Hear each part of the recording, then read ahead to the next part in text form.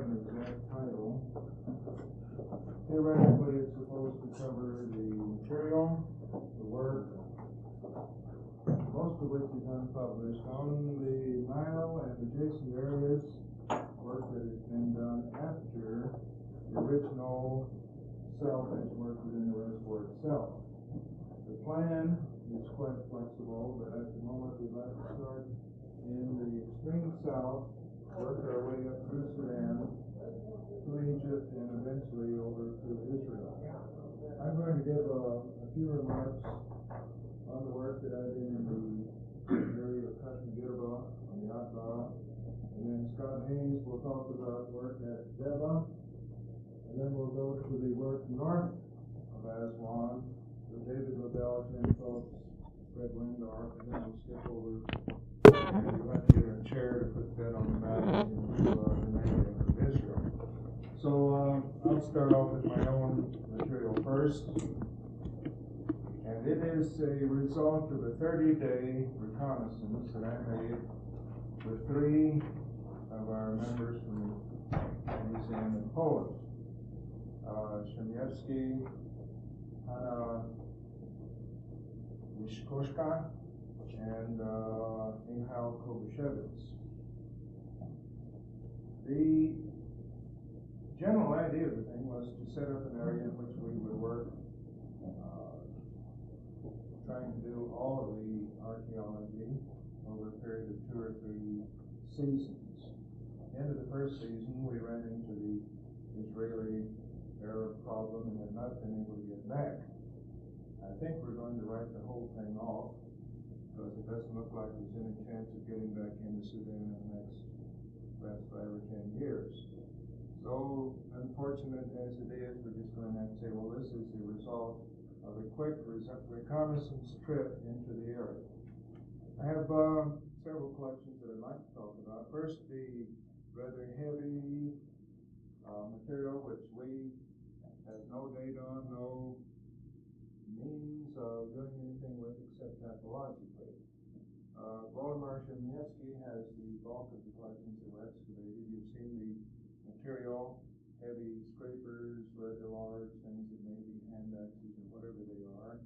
We had the idea first that they were australia, and see now that most of you agree that it falls more in a Sangoan character, and that doesn't bother me in the least, but I really don't know what it is.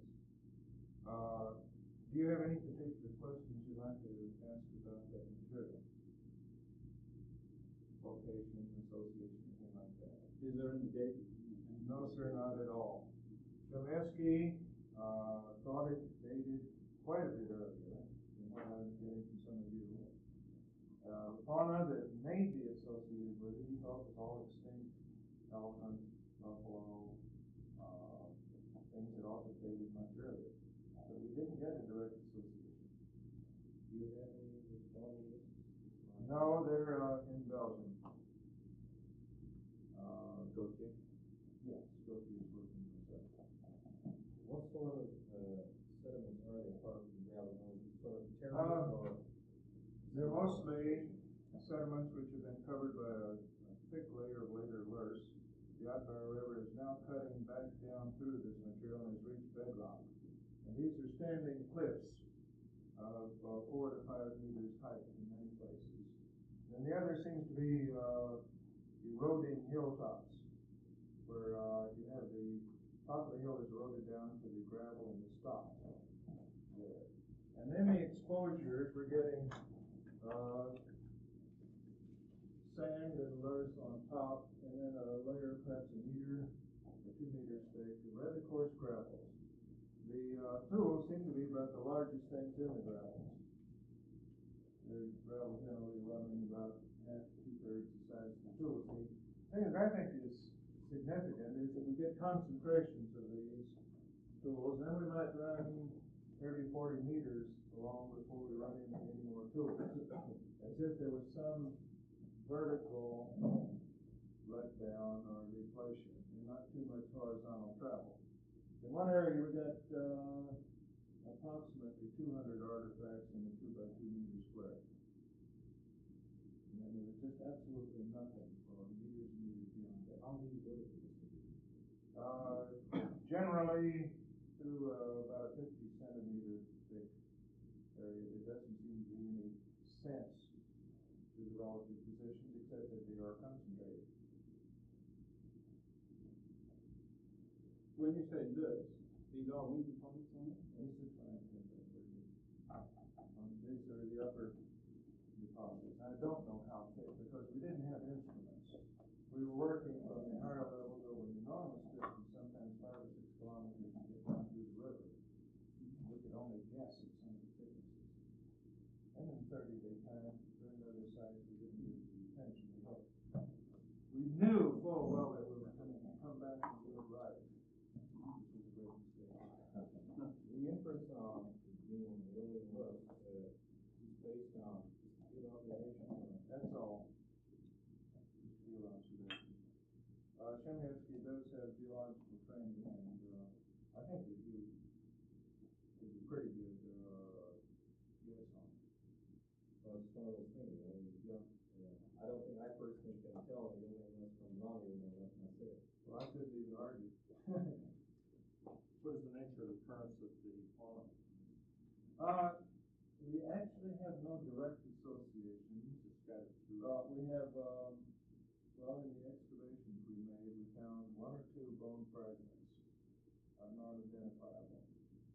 The greater amount of the bones were coming down the slope, and we made a number of cuts in the stuff, and we're fairly convinced it could come from no other place. Because in a number of the instances, directly under here was decayed volcanics, then going down to solid volcanics. I wonder if the condition of the bones keep it there. Excellent. The Fairly fresh. This is the condyles of ancient plants. You can identify not only the genus, but better than that in many cases. Did you get any of the artifacts mixed in with the 3 deposits of bone? Yes. So you're finding artifacts and bone in On the slope, and where this semi C2, or if you can use that term, we're getting only the artifacts, an occasional bone fragment. Again, I see our excavations were very small, very limited, just in a matter of a test pit. We feel that somewhere in there we might have done better and get some stuff actually in situ. Not that we can see. On these unsorted gravels, or is that? No, they're pretty well sorted. Most of them will run from large pebble to small cobble. But frequently, the tools are the largest objects in the gravel. And yet the tools are indiscriminate, they mix dry with the gravel. That's right. They're mixed in the gravel, but concentrated horizontally. There's no possibility that they were actually mining the gravels to get to. Well, we had one other phenomenon. On the hilltops that I mentioned, you can stand in certain areas, look out and see concentrations of large flint cobbles, more or less dotting several hilltops. Now, when you go and examine these, they're all flint. The composition of the river gravel itself, it has granites, basalts, and everything else mixed in. Flint is actually maybe 10% or 20% of the river gravel, even those that are sorted by size.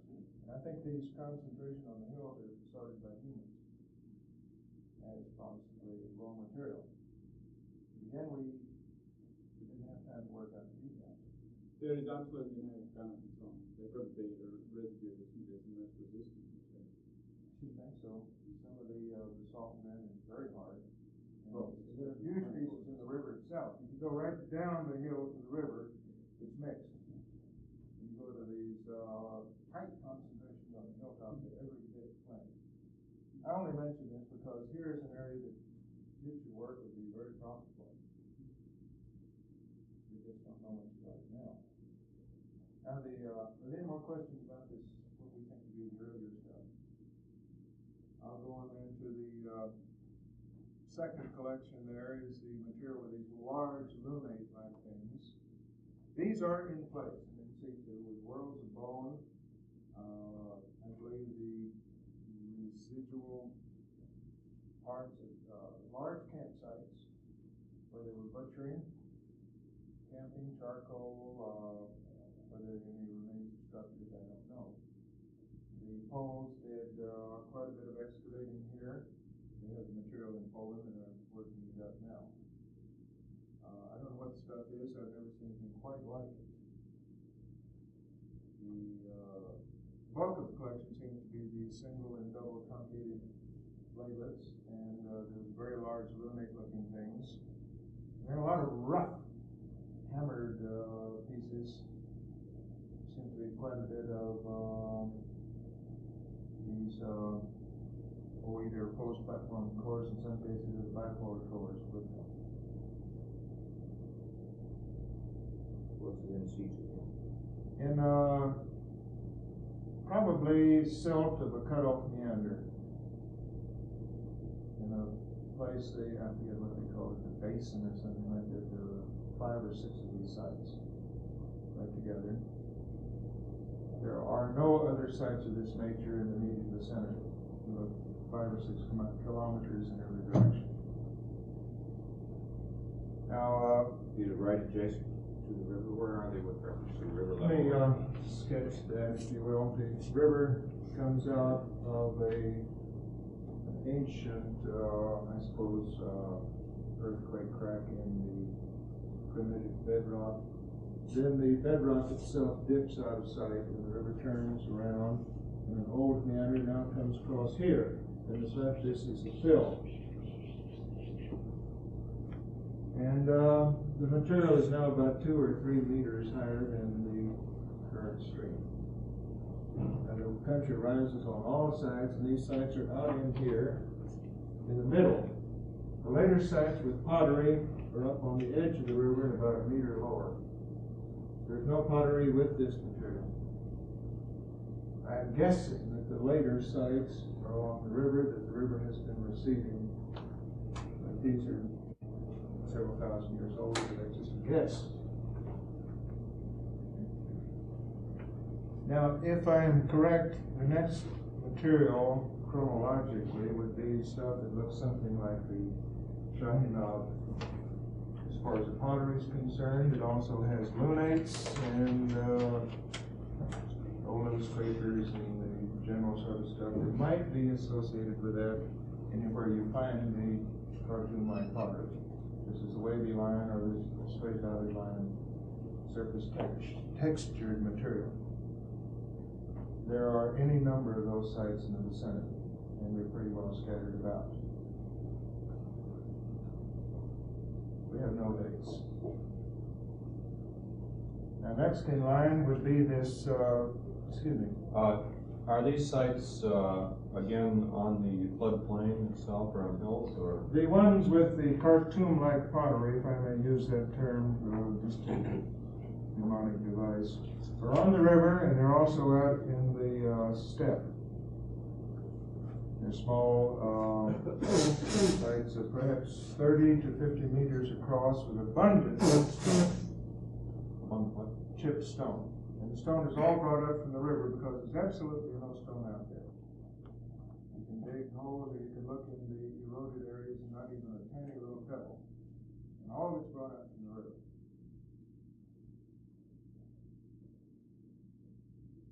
And chronologically next are these rather large, deep sites which may be the result of several overlapping concentrations, but if you look at them in profile, they seem to be very much like a small tell. These may be 200 or 300 meters across, absolutely gigantic. The gullying at the edges and on out and the flat beyond them show artifacts of deep, as you can see. There is no other natural formation in the area that would suggest that these were built on hills. There is here and there evidence that these may be rather deep things that have overlapped, so that several occupations at various times may have created the illusion of one gigantic village. But whatever they are, they're extremely rich. Where the surface has eroded, you can take a 1 meter square and pick up 100 tools right on the surface. with pottery and all the debris that goes with it. Enormously rich. We dug some test pits down to as deep as 2 meters, and they were very rich all the way down through it. Pottery and the chipstone tools. There's no metal. There's nothing that looks like Egyptian or any other type of trade stuff. As far as I could see, it's like all local material. One of the most interesting things about it is the enormous size of some of these pottery vessels. You can see the very thick pieces. Those are just samples of hundreds of thousands like that. These pots were probably 50 or 60 centimeters in diameter. The one carbon date from these sites is 2400 BC.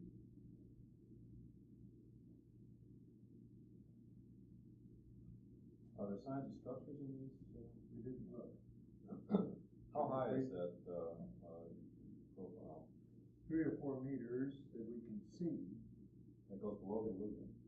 Could the little gullying out beyond shows that it's cutting down still through trash. Now there are sites like this. The one very large site right on the river, within 50 meters of the water, and another like it 15 kilometers out onto the steppe, where there is no water today except during the rainy season. Now both sites looked identical. In tool content, pottery, structure, everything else looked identical. I suggested some kind of seasonal activity. Yeah? Any point?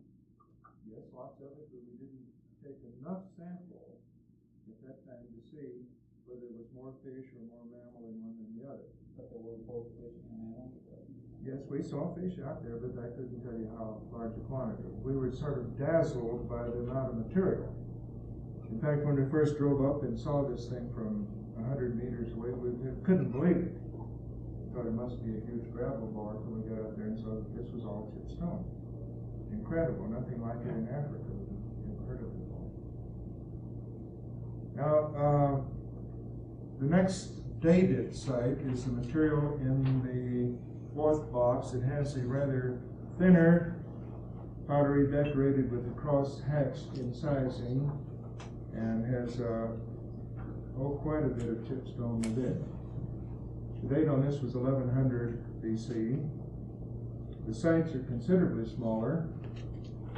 One in situ had material down to something more than, I think, 1.2 meters of trash. We only did one sounding. And quite a good collection out of it. And that is the extent of the material that we got around Kashmir. There was no... Could you put that name on the board? Yes, I'll try. It's on that red map. English. It's on that map. Sorry, okay.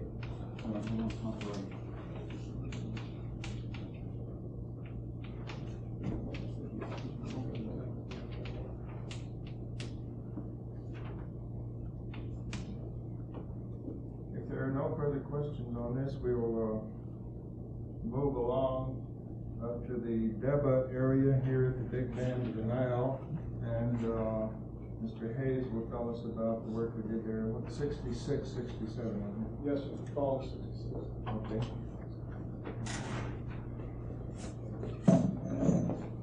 If I could have your attention over this way, I don't have anything really to point out on the blackboard, and I can hold some of these artifacts up so that everybody won't have to get up and get a look at it.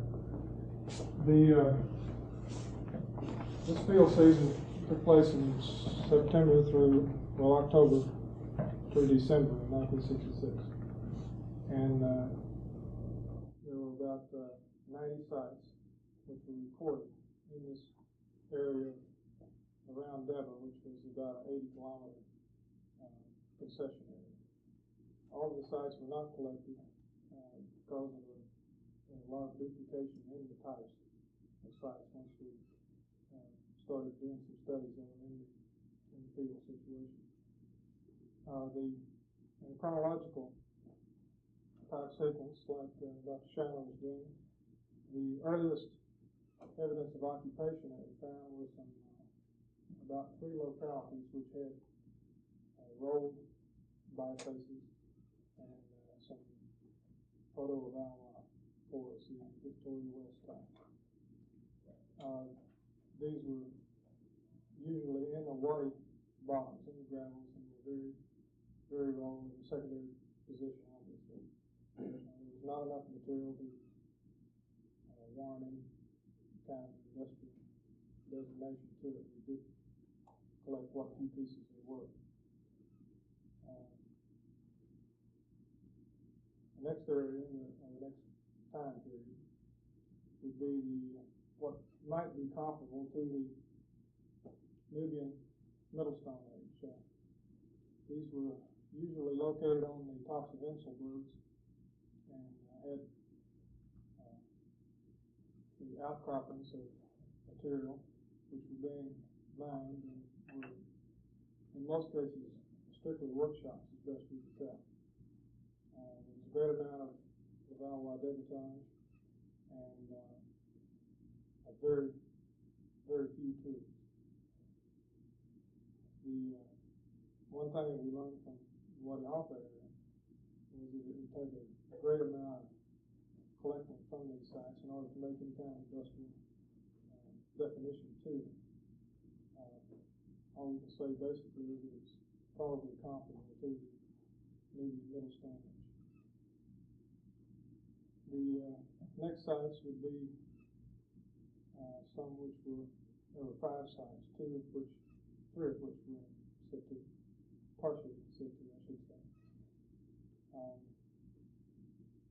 They are fairly high in Levallois flakes and Levallois technology. In fact, the unretouched Levallois flakes and denticulates were the most common tools. The raw material was quite varied. People seem to utilize all of the material that was available, including the Nile pebbles, what we were calling a local chert, very rough material. Some of you probably looked at this earlier. It makes very difficult chipping, but even so, they had a lot of Valois technique with it. There are also a few bifaces involved in this, one of which is this large piece and a tip of another.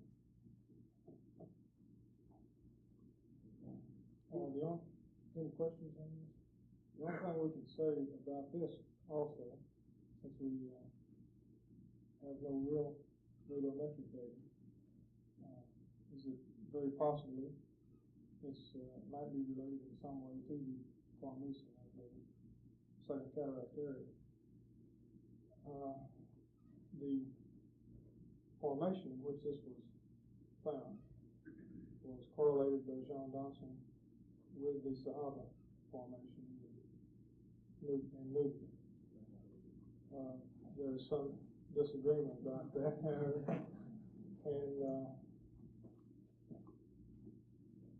well, I'm not qualified to judge. That's all I can. Can we hear the contrary? Can we hear the other side of the coin? Well, the situation, part of it is vertical leap on an island. And there was a very compact silt concrete.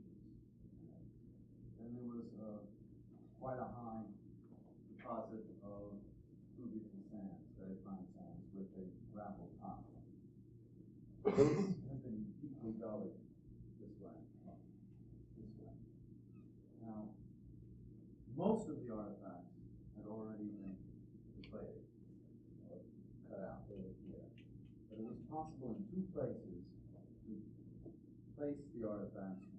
One, in one case, it was a large slab of terracotta sandstone, which is not locally available within 10 kilometers of the specific locality.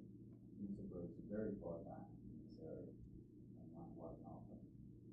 And in one of the excavations, there was a channel, a small channel cut into this. Now, Dansland's interpretation was that both of these units, the compact silt and the sand, were members of the Sahaba Formation. I'm not a geologist, but I wasn't convinced by it. I think there was some evidence here that this had been a surface for some time, and that this surface may well represent a break between an earlier formation, perhaps equivalent to the Riviera, and that the sands, in fact, represented the Sahaba Formation. We got a little charcoal out of there, but not enough today. We spent 2 days trying to get it. So I think until there's more work, it would be impossible to say which. But I would tend to see this material as earlier than the Sahaba. I think Dansland correlated it because of the presence of concretions in this lower unit, which was a tendency to have the half area enclosed in the Sahaba. Also, there's another ground. There is some typological difference between this stuff and the site we described in the Nubian volume. Site 440. What's the one, Joel? That's fine. 440. One of the miscellaneous sites. Not the intention is high level. Some superficial challenges with some bifacial. And we have carbonate from that side, 14,000. 12,000 piece. It's miserable day, which I don't believe either, but it was also in situ in itself, which was correlated with the Sahaba. I have been influenced by that. Totally influenced with the There's no evidence of the sand. There's no evidence for alien sand. No dunes or Not at all. So it's not at all constituted in any region. Not at all. No, you have huge gravel banks that are behind the silts and then go 5, 6, 7 kilometers out. The only sand you get at all is a little bit of sand down in some of the depressions and lines themselves. And no more questions, then go on to the most numerous of our sites, the ceramic bearing sites. These sites, unfortunately, were all surface and quite deflated. The preservation of bone was very, very bad, and charcoal as well was very small in quantity and not enough for us to obtain a date on any of the sites. The formation in which they were found was what Dansland called the Jura pediments, and he used correlating that with the Archean, which was run from 8,000 to 3,000 BC. The artifacts fit within the latter part of this.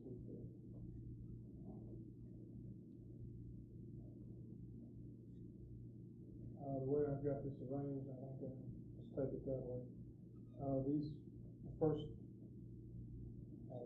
group of sites that we have here are ones which we are designating as Carrot Group. We're not calling them industries because we feel we have enough information about them, but they do seem to group together numerous sites. There are 19 sites which we place in the Carrot Group. One of the most striking technological aspects of it, where at each one of these sites was located a oval mound of fire heated and cracked rocks. They were discolored by the heat, and some of them were pocked, some of them were not. Most of the artifacts were made from this type of material, and most of the artifacts were inscrapers, which were made on these thermally discolored and fractured rocks. A great many of them being primary flux. Inscrapers, some just on one end, some that go quite a ways around. I think there are a few that go completely around. A few circuits. A few circular scrapers as well. These scrapers are the main tools that are involved in these sites. It's rather interesting. There are some luminates, there are some truncations, but all in very small numbers compared with the profuseness of the scrapers.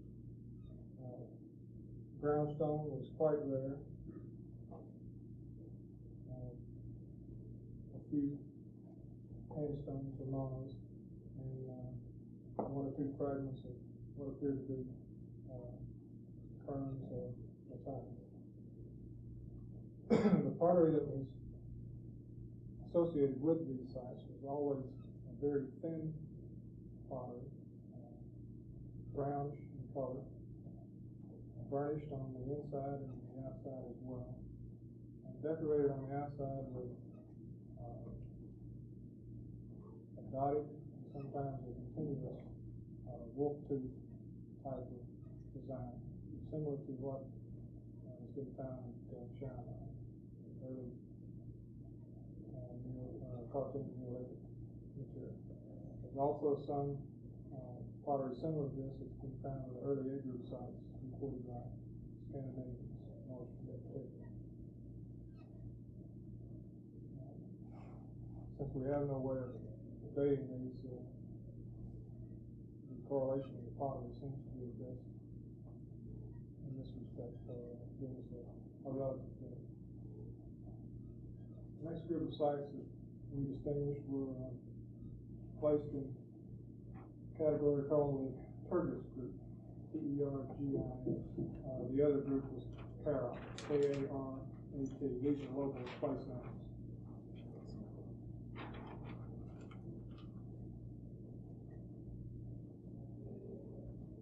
The Tergis group also had a small amount of pottery.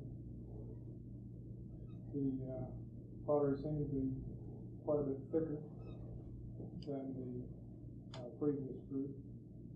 It was a red in color and it was not burnished.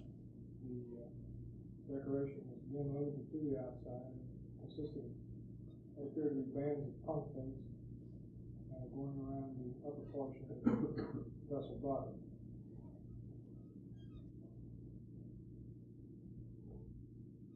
The artifacts, there was a wide variety of artifacts, unlike the Karat group. There are a lot of luminates, a lot of truncations, geometric triangles, scrapers. There's a large variety. The other artifacts involved would be a few gouges. And as far as the brownstone is concerned, all the sites had stone rings, or what were potential stone rings, with dents made in both sides. We didn't find any holes, no completeness. They're all pieces. High possibility that those were unfinished bracelets. Well, that's possible. The ones that we found all had the small holes. Some of them were larger, and they may have just broken in the process of manufacturing. We certainly found no smaller fragments, which would suggest that something like a bracelet, but probably leaving some weight. They would be quite large. They're not finished. Any possibility that they're mid-century or something? They're awfully large. I think you had a time dragging that back up. We'll get them way out of the desert.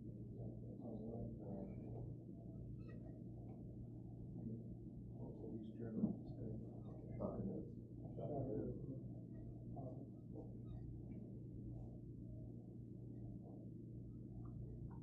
Any questions about this?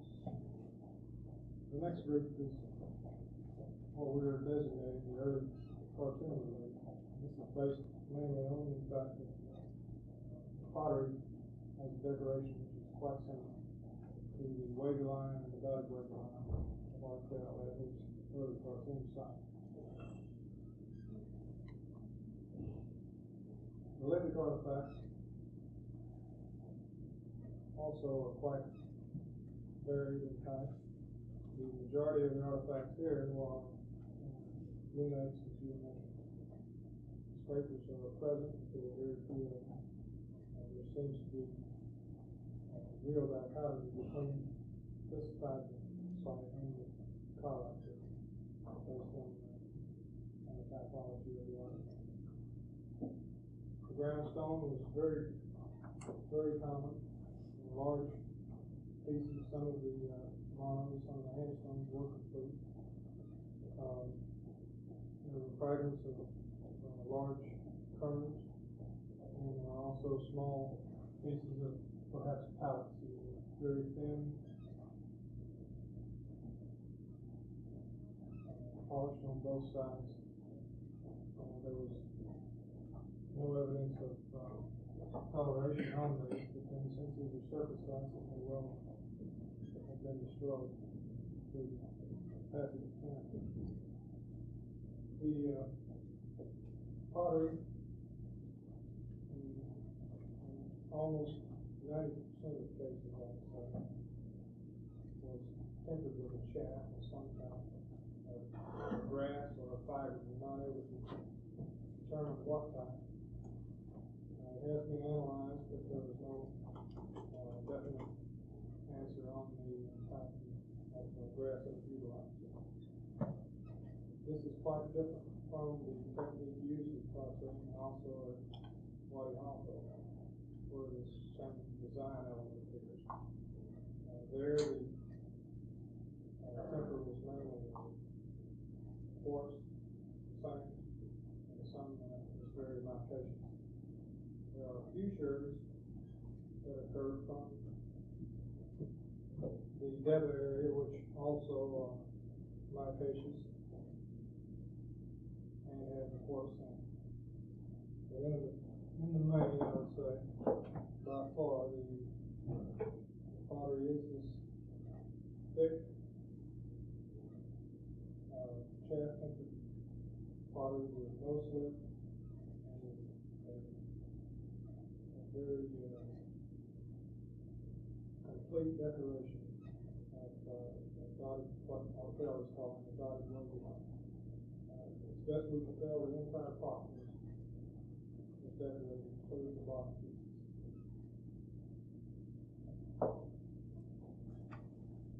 In this box of pottery, I also have some sherds from the cartoon variant sites, the second cataract, and from the sites at Hospital, which have similar pottery. So if you take a look at the way you can see all three of them together and see the closeness of the decorated technique. Any other questions? Can you say something about the sites themselves, about the sizes or characteristics of them? You mentioned, for example, the Carlock group was, you said something about an oval mound of burned stone, and I didn't know if that constituted the site or if it was on the site. There were two scatter patterns for two characters. Oh, What's your scale there? These This is 2 mounds meters across, and this is rock 9 meters across. It's different scale. were rather small. There's the area of burnt rock here, which is still in situ in this case. Solid dots or what? The slashes are the burnt thermally fractured rock. In this case, it's been more deflated, but the concentration is still clear. And that pattern was the same at all 19 sites, no, 18 of the 19 sites. The pile of burnt rock was the northern portion of the site. There was burnt rock scattered to the south in an arc, and all the artifacts, most of the pottery, occurred in that arc to the south. In one case, pile rock, burnt rock is down the south, and everything is to the north, but obviously they didn't know their direction as well. But the pattern is recurrent. Yeah, it's recurrent at every single site. Do we have a name for these groups on the board? Well, it's published in CN. But last year's, this is Kara. And that does not have an industry connotation, and it says very clearly it doesn't. It's just a way of grouping assemblage together, which are virtually the same. The coefficients of agreement here on the typology were over 95%. There's no implication that the piles of burnt rocks had anything necessarily to do with the manufacture of the tools. There is. Yes, sir. I mean, it's not all the rock that's used is not necessarily all the same. Well, if it is, all the rock that is burnt is chert. The natural occurrence of chert in the gravels vicinity is about 10%. Many of these sites are as much as 2 kilometers from any gravel outcrop. Not all of the tools are made on burnt rock or on heated rock, but 80% of the scrapers are made on this heated rock. And I think the correlation is too high to say it's just a random chance. And every single one of these sites had at least one pile of burnt rock. Sometimes they had 2 or 3. Any idea of how the thing took place? Only a vague idea. In this one site where we had it still intact, there had obviously been some deflation. We had a shallow pit, and it was just solid pebbles. And in this portion of it, the pebbles were not pocked or crazed. They were discolored, and some of them were split.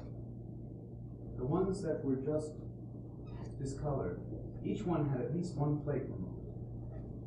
See, one flake was removed to check the quality of the rock before it was dropped in. Then for this side, if we consider this north, we had large numbers here of what amounted to the highly crazed and pocked fractured rock. And it looked to me as if what they did is they dug a small hole, a fairly big one, filled it with rocks, covered this with brush, and set it on fire. Now the pocking and the crazing doesn't come particularly from the heat, it comes from how fast they cool. The rocks that were closest to the top cooled fastest, pocked, crazed, cracked up, and were scraped over to one side. And it was the rocks that remained at the bottom that were used. But this then is some way of actually preparing the stone It's for changing the flaking of it. Not the crystalline actual structure of the stone so that it flakes. It's particularly good for pressure flaking. They just didn't have to use pressure flaking.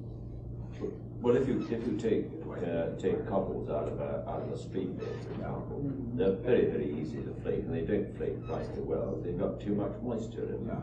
This may well be a way of trying to dry them out to the right consistency. I think there's more to it than that, though. We've taken exposed flint in fairly flat pieces that have been exposed for literally hundreds of years, cut them in half, heated one half, and leave the other untreated. And the heated half flakes just remarkably. You can get long microblades off of it. You're talking about the heat treatment. Yes. Gravity treatment. The equivalent say you do that. Yeah, obviously, that's what it is. But it does work. Yeah. Let's move along then. We've got a lot of people to go. Are there any more questions of Mr. Hayes? Can I just ask 2 things? The pottery that you have with the carrot group and with the early cartoon related, it's the same type of pottery, it's the same dotted way design pottery. No, sir. I misunderstood you. All right, in the carrot group, the only decoration was a wolf tooth or random concave as well, very shallow to see. Sure, it's very thin, burnished in both places. Most of very much like a some milled rims, which is again another really good treasure. Mr. Hayes' drawing. This is what I had in mind with the cartoon Neolithic type or the shine-on type. again, the pottery itself, the morphology of the pottery is different. They're very thin, varnished, right, small vessels, and so they're quite different from the large vessels, the thickness, the fact that they weren't varnished, and the decoration being a dotted wavy line. You've been having some thin sections that we're done on some extension. Like what? Well, this is for identification of the minerals used in the temple. So, I know. Do you find say a difference between the card group and the card group?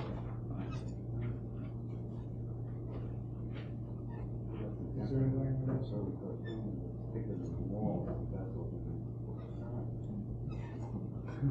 Thank you, Scott. We move now north of the Aswan Reservoir, and David LaBelle will tell us about his work there. Any other questions? Yeah, I have two trays, but I don't think there's much point in my holding any of them up. They're too small to see. So I'll use the board. Hold a magnifying glass. Well, you can look at them later. Which is the original? This is the, well, I'm going to talk about 5 sites that were found 9 kilometers west of Esna, which is Esna, E-S-N. On the Nile, we can't reach it. About, what did we figure? 60 or 70 kilometers north of Aswan, on the west bank.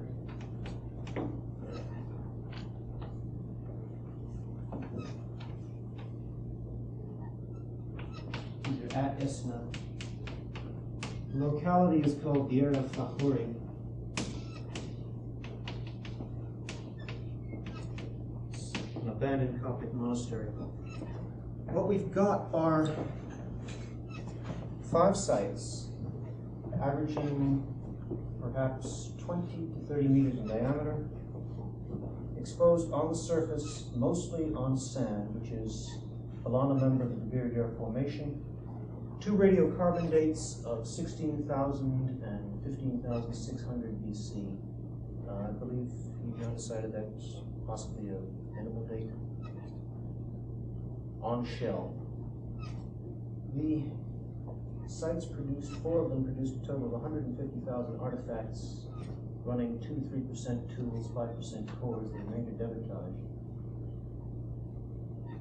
The industry, or the retouched tool component of the industry, is a very strange mixture of a number of elements. One of the sites is exactly split in half. There are half of them are plate tools and half are blade. There seems to be a progression in the sites, but I can't demonstrate any time depth to it. They're all in identical stratigraphic position. But there's a movement from this split, half and half of plate tools and blade tools, to a site that has 80% blade tools and 20% flake and core tools. Major tool classes turning up are notches and denticulates, back bladelets, retouched pieces, mostly retouched bladelets, and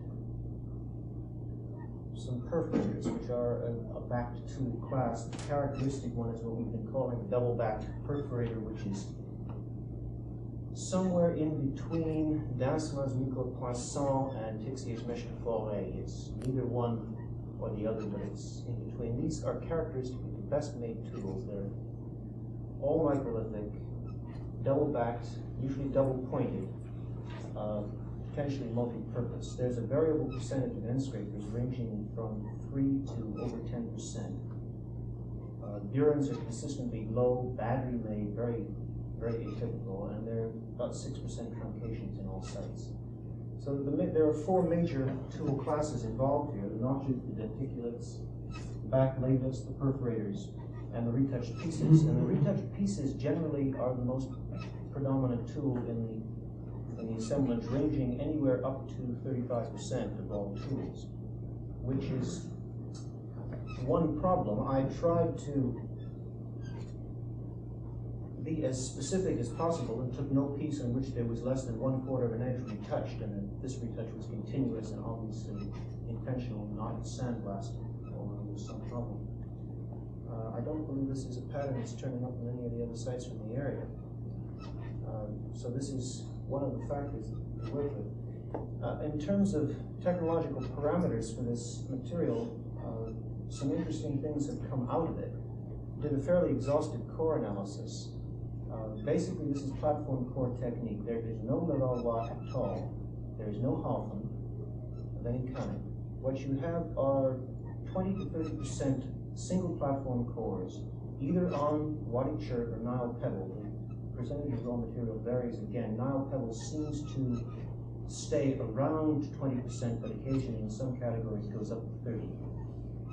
The post-platform cores are these small, double-ended cores. They are predominantly used for blade production. One of the interesting things that turns up is in one of the sites called K5, where post-platform cores jump from, I believe they're 20 to 30% in the other three sites. They jump to 51% in this site. This is the site in which there are 80% blade tools. There is no increase in the actual percentage of blade debitage in the site. However, in this particular site, the ratio of debitage to cores goes from an average of 17% to 30%. 17 to 1, with 17 plates of blades per core, to 30 blades per core. There is some sort of a technological parameter operating here. It's an increased efficiency to the material that I'm not at all sure I can define at the moment. I'd have to see other collections to really pin it down. It's in part related to an increased acuity of platform angles on blade cores, which I can demonstrate quite effectively, and I believe Tony has some similar material elsewhere. Blade cores consistently have platform angles ranging in the neighborhood of 72 degrees. Flake core platform angles average 80 to 90 degrees. What this is doing, you have one of these small cores, and especially on a post-platform core. The flaking surface is here, and the platform angles are acute, like that. You are increasing the effective length of the core. You at the same time are decreasing the tendency of the blades to curve inwards. And you're getting off very flat blades. The incurvate proportion of blades in this site is quite high. And this is again related to the single site that has these 80% blade tools in it, because there is no absolute increase in blade frequency in the site. And they're using all these post-platform cores. Sorry, I didn't quite follow that. How is it you're reducing the tendency of the thing to curve? Well, you're striking from two directions alternately, here and here. You increase the length of the core by increasing the acuity of the platform angle. You decrease the tendency of the blade to go in like that. It tends to come off this way, so that it stays flatter. I've done some experiments with this on obsidian, which is not directly analogous to this raw material, but it does seem to hold. I still have to get some harder material and try it and see whether it works there. Is this the material that we were comparing for the seal 4? Part of it. Again, one of the problems that I'm dealing with is that I have, 4 sites that I've analyzed thoroughly. 3 of them seem to form a very tight group, both in terms of tool typology and the technology of the site. The 5th one, which I have no evidence for demonstrating is at any different time level than the other 3, has a number of very distinct characters. There's 80% of blade tools, a very high number of back bladelets, and an increase in the Ushtada component.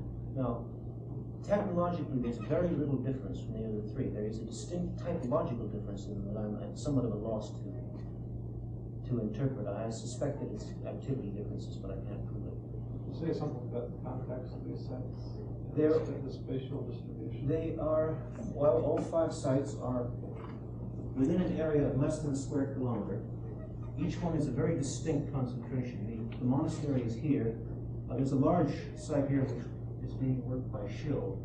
2 small ones right next to each other. Another small one here, and a big one and a small one. This site was sent to, left in Egypt to the Antiquities Department. I don't have big data on it. This is K1, K3, K4, and K5. Distance here is, I believe, 250 meters. This is something like 400, and these are within 20 meters of each other. The sites are averaging between 20 and 30 meters in diameter. And where is the topography apart from the monastery? Well, the monastery is the highest point, and it's evidently on a remnant of Sahara silt. These sites are in sand. The stratigraphy indicates that they're the Golana member of the Birger Formation.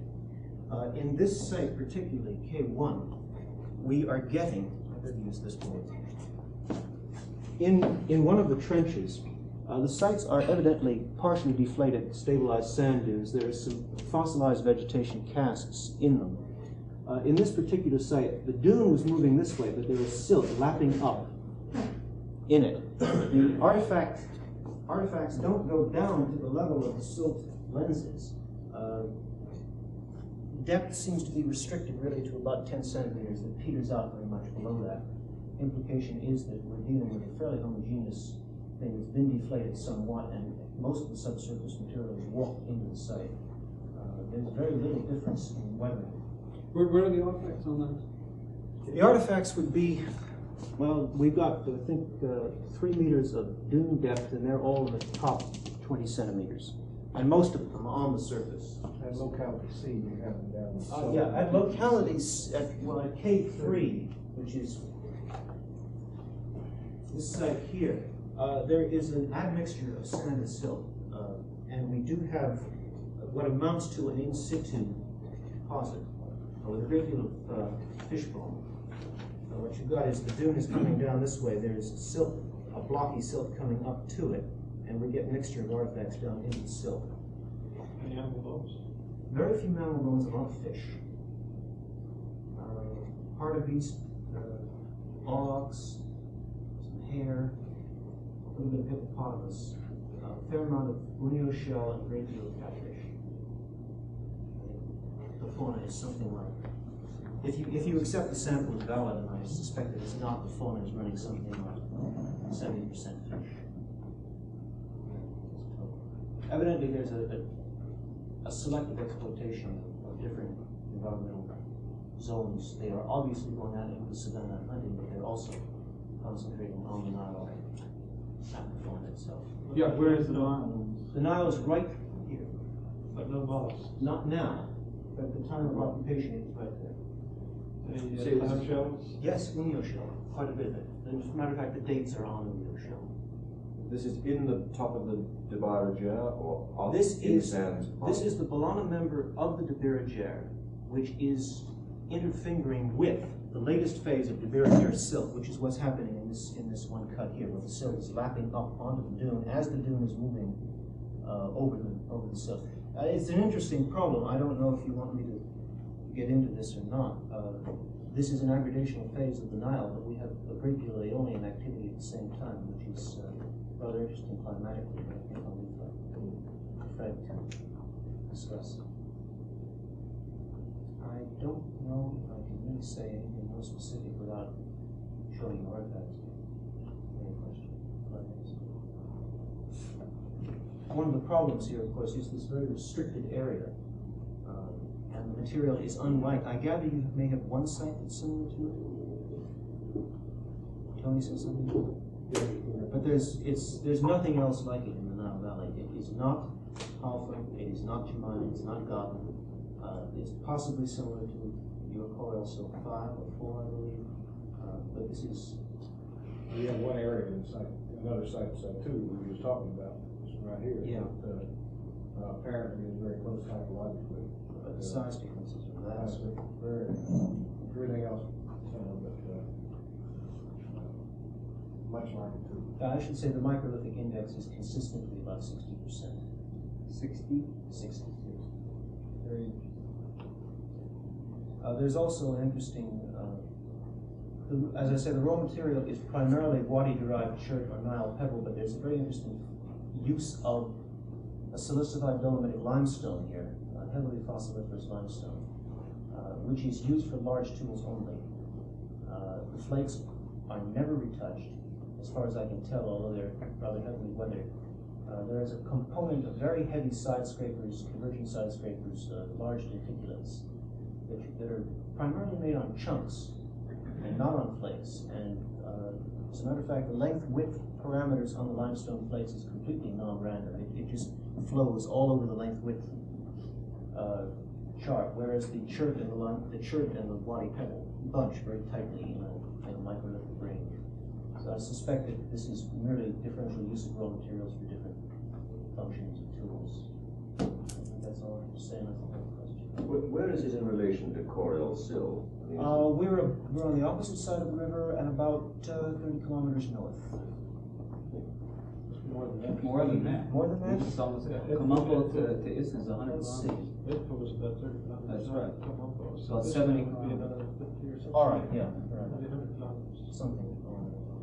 But on the opposite side of the river, as far as we surveyed and found anything that's How are you defining microlithic? less than 30 millimeters in length. All of you are. As far as I know, yes. Yeah. So far.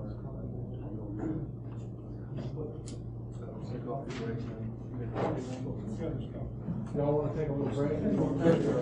Break, run to a I wonder if, about your idea that you're extending the length of the course.